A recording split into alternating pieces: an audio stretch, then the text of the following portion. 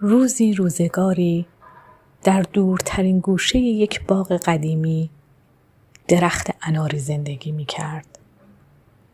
نه جوان بود نه پیر. سالها آنجا ایستاده بود با ریشه هایی که تا عمق خاک رفته بودند و شاخه هایی که سر به آسمان می ساییدند. هر صبح گنجشک ها می آمدند و روی شاخه هایش جیک جیک می کردند.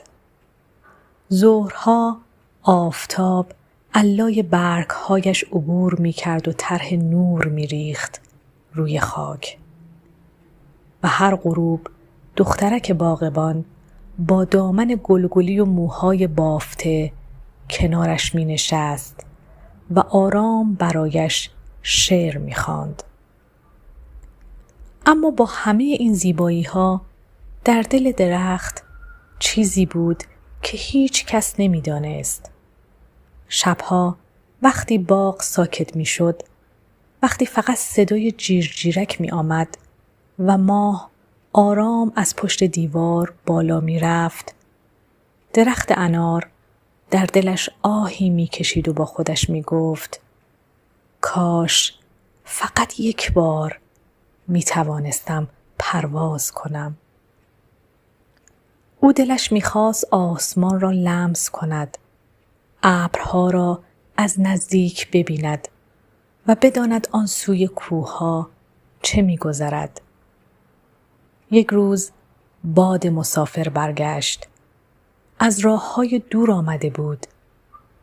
گرد سفر رو روی برگها پاشید و گفت درخت انار، باز هم دلت پر می کشد؟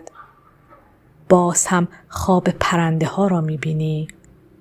درخت آرام گفت می دانم، من ریشه دارم. می دانم باید همینجا بمانم.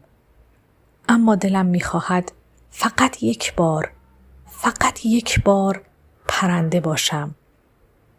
باد خندید و گنجشکی از میان شاخه هایش پرید و رفت. و آن شب درخت خواب دید. در خواب سبک شده بود. شاخه هایش بال شده بودند. برگ هایش پر و او پرواز کرد. از بالای همان باغ، همان دیوار کهنه گذشت. به کوه رسید، به رود، به شهرهایی که در بیداری فقط از ایشان شنیده بود.